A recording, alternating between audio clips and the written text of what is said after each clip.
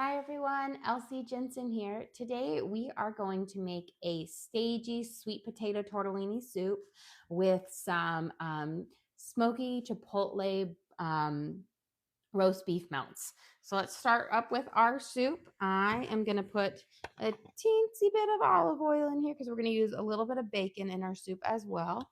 And I'm going to turn my heat to about a 6. My Dutch oven to a 6. And then I had just some leftover bacon from the other day. So I'm going to just snip this into our pan and we're going to let it cook up. There you go. So it gives a nice kind of, it will give us a little bit of extra flavor when we're sauteing up some of our vegetables. And it pairs really well with sage. I find sage is a great like savory spice. There we go. Just cutting up. There's about, I want to say, maybe 3 full strips of bacon here, so you don't need much. And you could also admit it if you want. Pancetta would also work really great right here. We just kind of want a little bit of a savory kick as well. So we have that. We're going to let that saute up. Then I'm going to give my hands a quick wash because I got the bacon on it. Okay. Now, while those are starting to cook up in the Dutch oven, let me get a spoon to give it a little stir. Let's start chopping up our onion. We're going to be using a red onion today. Again, normally I would use a yellow onion, but I'm out of yellow onions. But for some reason, I have like 20 red onions, and I rarely use red onions. So we're going to use these up. Yellow onions are typically better for soups and stew. They just have a better flavor palette to them, while red onions, when you cook them up, they are really, really mild. But it will still do its job in our soup today. So I'm going to do kind of a basic mince on here. I did about 4 slices across, and then we're just going to make little squares. Perfect. It's a little chewy part of the onion. And then here, I'm going to make about 4 slices across, or I guess it's 3 slices into 4 sections. And we're going to do a nice slice through. These are falling apart today. Okay. And now I'm just going to go over a couple of times with my knife. Get our onions all prepped up. These are very fragrant onions. My eyes are even starting to water. Okay. I'm going to give our bacon a little bit of a stir. I want my bacon to cook a little bit more before I add in my onions because it will stop the bacon from cooking once you add it in, and I want it to kind of get a little bit of a crisp up on it. So my eyes are definitely starting to water here. These are very fragrant onion. Okay, let's prep we're going to prep our carrots and our sweet potatoes next. So I'm using 5 carrots. We're going to give it a peel because this outside is just doesn't have a good texture, nor is it like it just doesn't cook up well. It remains a bit chewy. So always give them a little peel before you put them in. You could also use the baby carrots and if you wanted to, which are already pre-washed and whatnot. But these are going to go in our sagey sweet potato tortellini soup, which this is a recipe that I made up that is inspired from a dish that I had when I was like I want to say 13, maybe 14 years old. I went to Washington, D.C. with my mom on one of her business trips. And we were staying in Georgetown. And we walked to this, I can't remember the name of it, but it's that there's a famous Italian restaurant there. And they had this brown buttered sage butternut squash ravioli. And it was just so delicious. Obviously, if I can remember it, 20 years later, 25 years later, it was that memorable. But this just kind of plays on some of those flavors in that. Because we'll have not butternut squash, because I find that unless I'm doing a puree, butternut squash falls apart in the soup. It doesn't hold its shape. So we're going to use sweet potatoes and carrots instead to kind of imitate that flavor. And then I have both dried sage and fresh sage. And then we're going to use some tortellini instead of ravioli. So It's kind of like a mock-up on that delicious ravioli dish I had, but we're making it into a soup because who doesn't love soup? Okay, let that crisp up just a second. I'm going to slice these until they get to the thicker part, and then I'll have them and I'll slice them again. I want them to be nice and small so they'll get tender in our kind of our short cook of them. So we're not cutting them too thick. And then I'm going to have them now, because if you leave them much bigger, it'll take much longer to cook. So cut them smaller, the cook time will be drastically cut down. And we'll do 2 bunches at a time. We're just gonna slice these up as well. Our bacon is almost to a good point where we can toss our onions in with them and let them start caramelizing up. When I'm cooking like my soups and I'm starting out, I typically will go with like the vegetables. It goes onion first, then celery and carrots were harder type vegetables. And then you wait to put the softer ones in that are more delicate. But onions always first because they need to kind of caramelize. Unless you're doing bacon where you want the bacon to kind of cook, or the onions to cook in a bit of the bacon grease. Okay. Let's toss in these onions now. Perfect. Maybe my eyes will stop watering now that they're cooking up.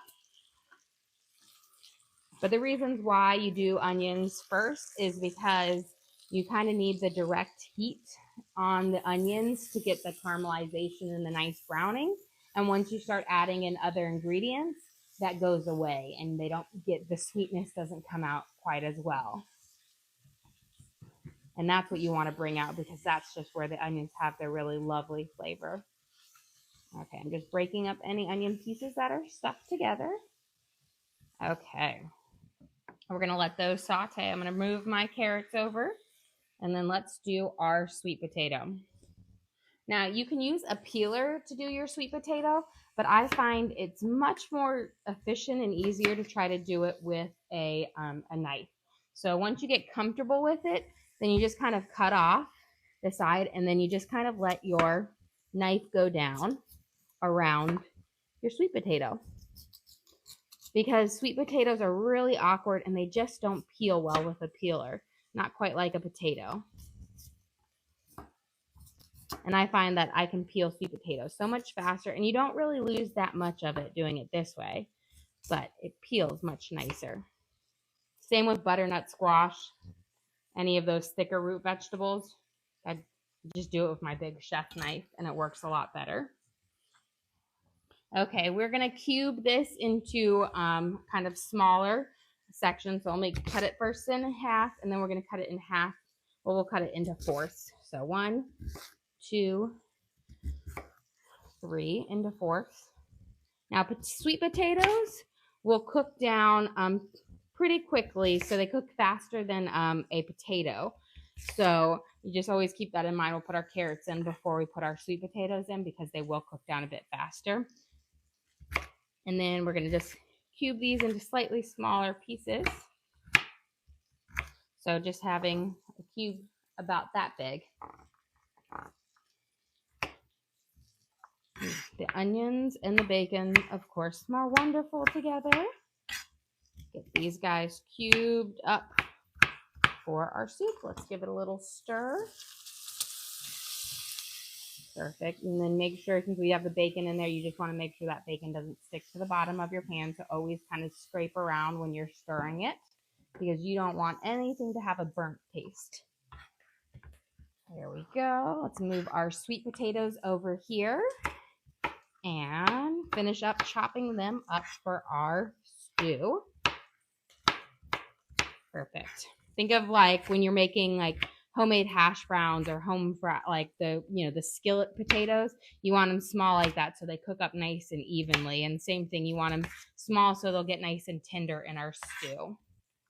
Okay. We've got our sweet potatoes. Now that our onions have a good mix, we're going to add in our carrots. Perfect. Now, so nice, bright, lovely orange colors between the sweet potatoes, and then goes really nice with the pop of green that we're going to be adding, but delicious flavors. Okay. Now, while our carrots are cooking, I'm going to add in some dried sage. We're going to be using some fresh sage in a little bit too, but we're going to start out with dried sage. And I'm going to put about a teaspoon in. So I'm going to just eyeball it here in my hand. And then we're going to add in some black pepper, about a half a teaspoon of black pepper. And then we're going to put in some garlic.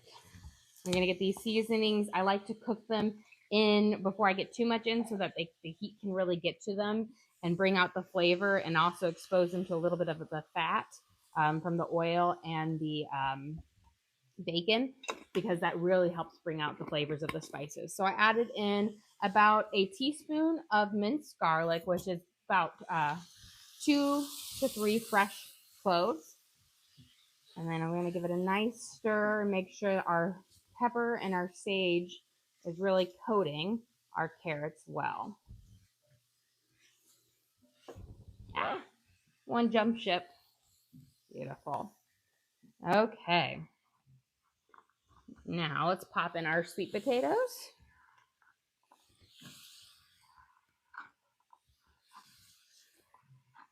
Perfect. And we're going to give them a quick toss in the spices as well so they get coated.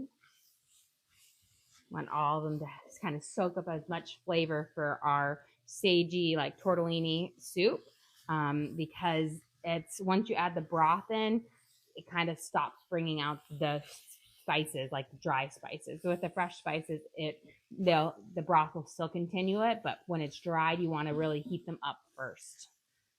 Okay. Now, for our tortellini soup, we're going to add in some broth. So we're going to do, you could use straight up chicken broth, but I'm going to use 4 cups of water with a big spoonful of chicken bouillon.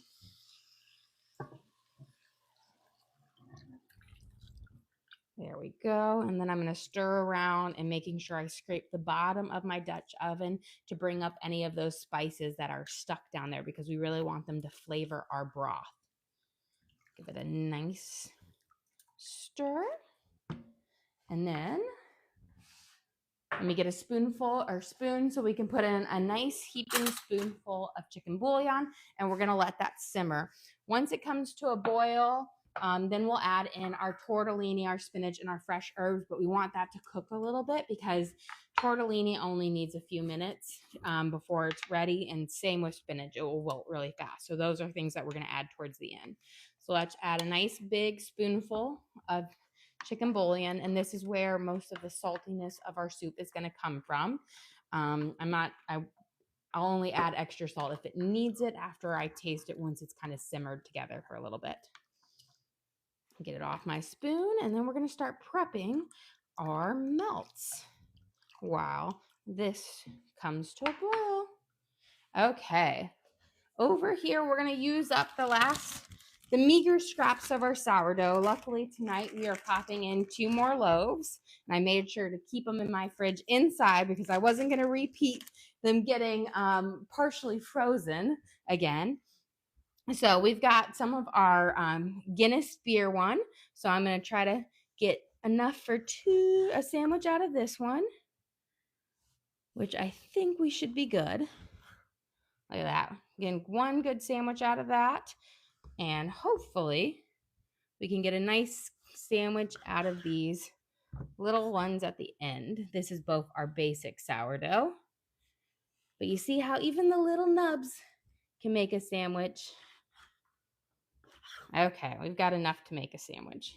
You have a comment that you've inspired someone to restart their sourdough journey. Oh, good. Well, that's good to hear. I will say I love making sourdoughs and experimenting with different things, and it's so good, like gut healthy for you. And I would be buying sourdough anyways, and it's so much cheaper to make it myself than to buy it at the store. I will tell you that. I've like factored down my homemade loaves are about $1.75 for like the traditional, the basic one. Versus if I go to the store, that same like a same loaf would cost me anywhere between like $4 to $8. So to me, it's like a win, and they're delicious. And we go through what, 6 to 8 loaves a week? Yes, we go through a lot of sourdough bread a week. We're a big family, so every day we're feeding between, on average, 7 to 11. Primarily 9 being the number. So we go through a lot of food here. And let me just move this lid up a little bit.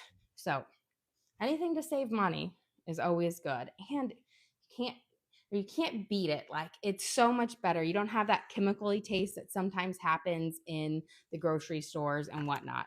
Okay, got a little itch there, but here we are going to make a little aioli. I'm using Chick-fil-A sauce because I think it's going to add a nice sweetness. But if you didn't have Chick-fil-A sauce, you could use a little bit of mayo. So we're going to put it in here. And if you've never tried Chick-fil-A sauce, try it. It's so good. You have a question? Is your recipe posted? For this soup, it is not posted, but we will post our videos once they get downloaded on the link in our page. And then we'll be making recipe cards. But for the sourdough, I do have that recipe card already posted on the link in our page. And there's a couple videos that show you how to make it as well, or at least breaks up the different steps of making it. We're going to use a little bit of chipotle chili. You don't need too much because this is a small amount. So we're just going to kind of sprinkle a little bit over, maybe like 1/4 teaspoon. And then we're going to use a little bit of smoked paprika. So again, about 1/4 teaspoon or even less. And then I'm going to give it a little stir. And this is going to give it kind of a sweet chipotle flavor, which I think is going to go great with the smoked cheddar and the roast beef. And what I'm going to do is I'm just going to spread a thin kind of layer on the inside of each one. And then, do you want to have the Guinness bread or the sourdough bread? I'll do the Guinness. Okay, you'll do the Guinness? Okay, because he does not like sun-dried tomatoes. But I think sun-dried tomatoes is going to taste delicious with this. So I'm going to add a little bit of sun-dried tomato pesto on mine as well. But I want to make sure I wasn't going to use the bread he wanted. He really liked the Guinness bread. It was delicious. I have a question. What 2 loaves are you making tonight? So we're making our traditional one. And then it is Gruyere cheese, black pepper, and fresh thyme. And I'm really excited for that one because I love black pepper in my sourdough. I think it's just so delicious. It has like a nice kick to it, and it's not overpowering, but you definitely know it's there. It's really good. We're going to use some smoked cheddar. And just make sure your cheese doesn't overflow your bread. Otherwise, it will melt down and burn on your skillet. And that would be sad. Okay. It's kind of like a little puzzle here. And put a little over here. Put a little bit more. Guys, you want to make sure you have a nice layer. That's what's going to hold everything together.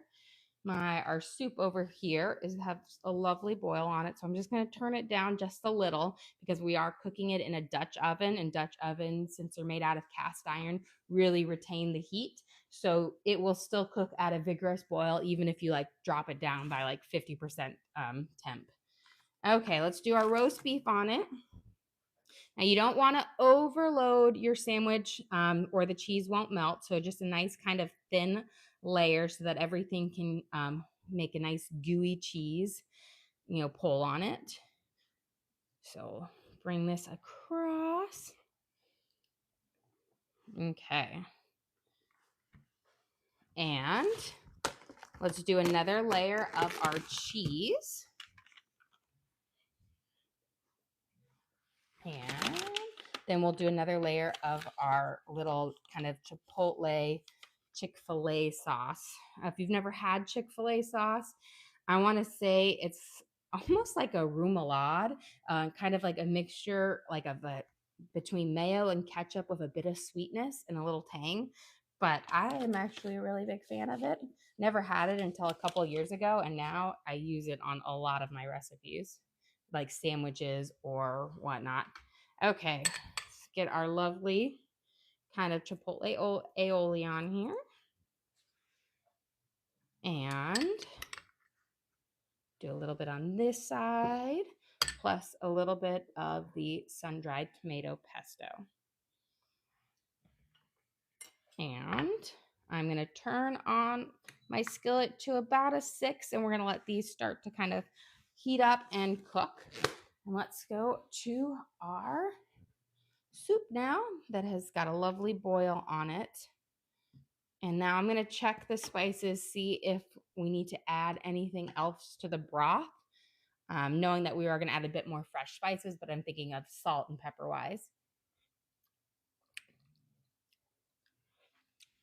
Maybe a pinch of salt.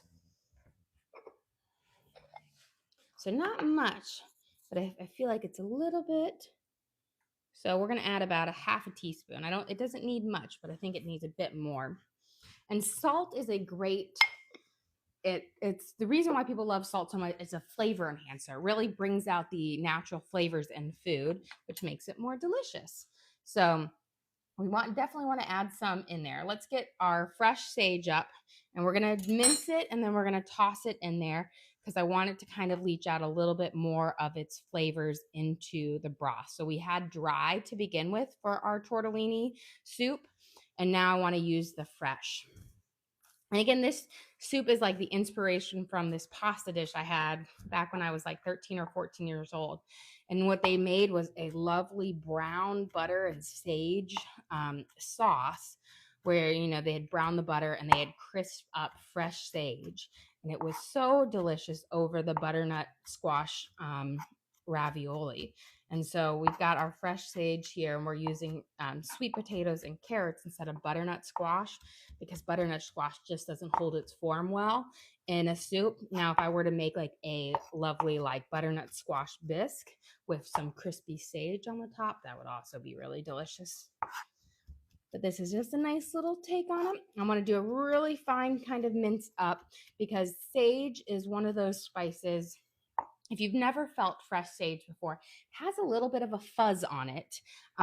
It kind of reminds me of like lamb's ears. So I don't know if you ever were a kid and you were out there playing in the garden and you felt those really fuzzy leaves.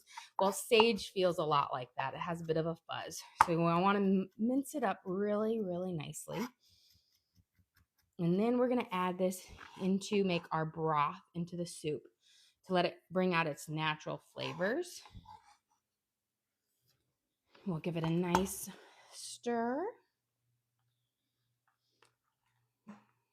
And it will be lovely because I just think sage is such a wonderful spice. I normally love sage with lamb. I think it pairs really well. But I think it's going to go great with the sweet potatoes and the bacon and onions and stuff like that. So let's prep our other 2 herbs, and then when we get to a nice boil, we'll toss in our tortellini and our spinach.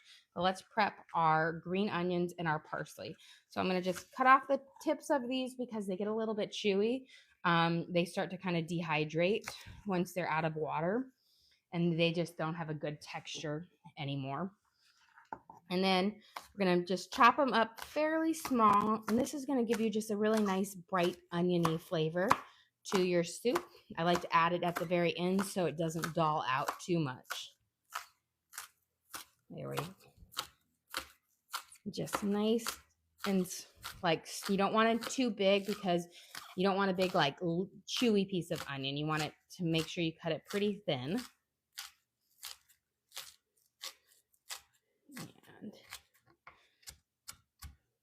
There we go. We're going to get through at the end. Sometimes the very tips won't cut up really well, so just kind of go over them again with your knife so that they do fall apart, because you don't want to have it where they're like a strip of them. Beautiful. Okay, our stew is up to a nice boil here. Let me check how soft some of these veggies are. You don't want to put it in before you've got a little bit of a tenderness on them. Otherwise, they won't, you'll have soggy things. So, pretty good. See how my fork kind of went through the sweet potato there? Pretty good there. Let's check out a carrot. So not bad. They're pretty tender. So we think we can add them in. Let's start with our tortellini. This is just a cheese tortellini, but you could use whatever one you like. I always buy like big, the big bulk tortellini at Costco because my son he's always like, make me tortellini for my school lunch. So every morning at like 6 a.m, I'm up boiling a pot, making him fresh like tortellini every day to put in his lunch because he's like, the way they did it this year is they decided to combine all of his age group, like so all of the 7th graders eat lunch at the same time. And he's like, but the lines for lunch are so long that he goes, if I go into those lines, then I have no time to eat or spend with my friends. So I'm like, well, I'll definitely make you lunch. That's not a big deal. But he's picky and he doesn't like sandwiches or certain things. He only wants like pastas or and whatnot. So I'm always like making him a little pasta every single day. Plus, school lunches can get expensive. Was it last year? I didn't think anything about it, and I let my kids. I'm like, okay, whatever you can have whatever you want. And apparently, they charge you for every little thing. So we had 3 kids, and in 1 month, they spent $700 at the school cafeteria. And I was like, okay, we're not getting 3 rolls and 2 cookies and whatnot. I said, I'm not spending $700 for you guys to eat school food. It's not gourmet school food. We could be going out to eat for that. So it's funny now. I end up, they all wanted me to make them their food. So now I'm making them all their lunches. But I'm like, gosh, I remember when lunch was like $1.75. Well, it is definitely not that anymore. Okay. Cooking, I'm going to just turn that down just a little bit. We put our spinach in, so now we have our tortellini and our spinach in, and we're going to let that cook up nicely. But you see how once you put it in there, the spinach instantly wilts. So you always want to save it towards the very end. Okay. Let's got our green onions here. Let's prep our parsley. So this is Italian parsley, which really tastes very similar to, curly parsley. I feel like Italian parsley looks a little bit nicer, but I don't find there's much of a difference in the taste. So we're going to pick off the leaves. You don't want to have any of the stems because the stems will just be chewy. They don't add any additional flavor. So always pick them off. You got a comment that for $700 a month they should provide room and board as well. I feel so too. It was like a shocker. I was like, what? And then I open up their account and sure enough, it's like, oh, they grabbed 2 pieces of fruit or an extra roll. And it was like $1 for every roll, $1 for this. A special bottle drink was $2. And I'm like, what is this? And I'm just like, kids, they get free access. They think, oh, well, you can have whatever you want. And the school cafeteria is like, you guys can have whatever you want. Spend our money or buy it, please. And yes, now I was sitting here. My son, he was getting double lunches too. He was get 2 things. And I'm like, I am not paying for you to eat double lunches when I know you're not eating the double lunch. I said, no double lunches.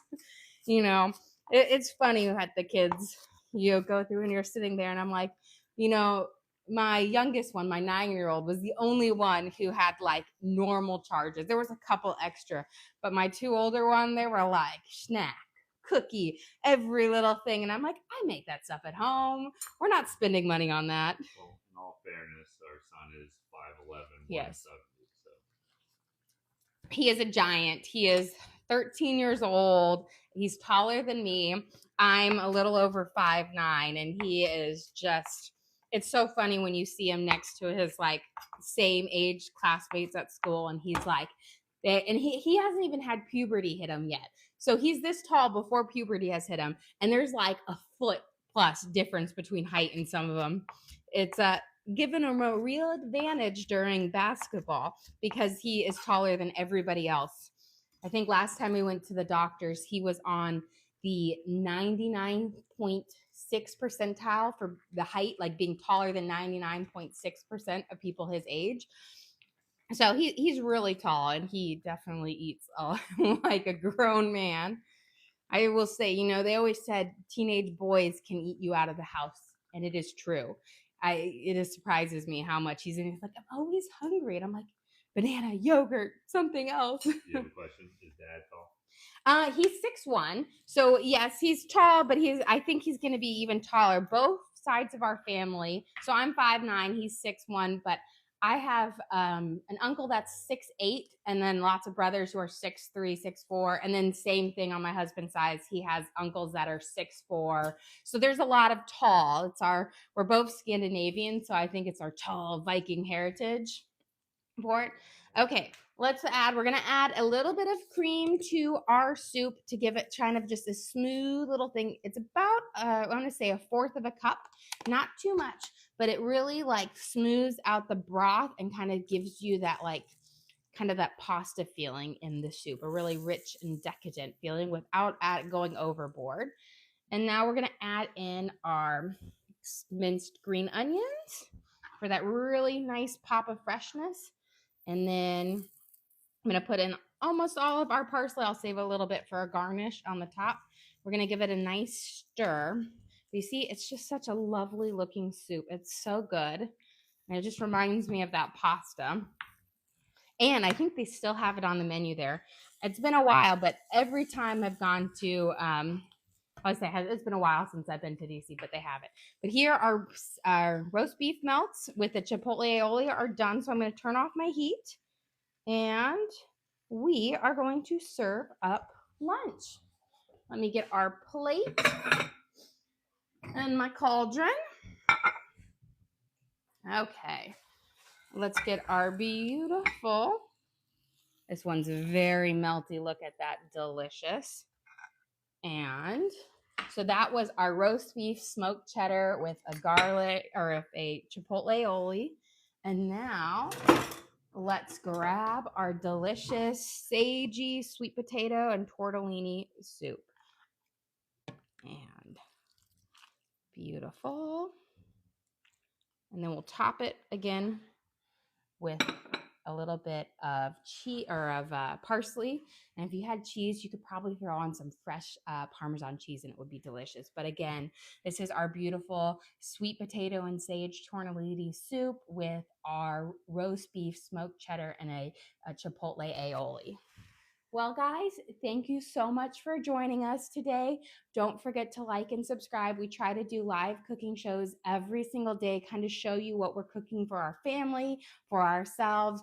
Everything we make is what we feed our family. I am not about to cook up and waste food. But again, thank you for joining us. Don't forget to like and subscribe.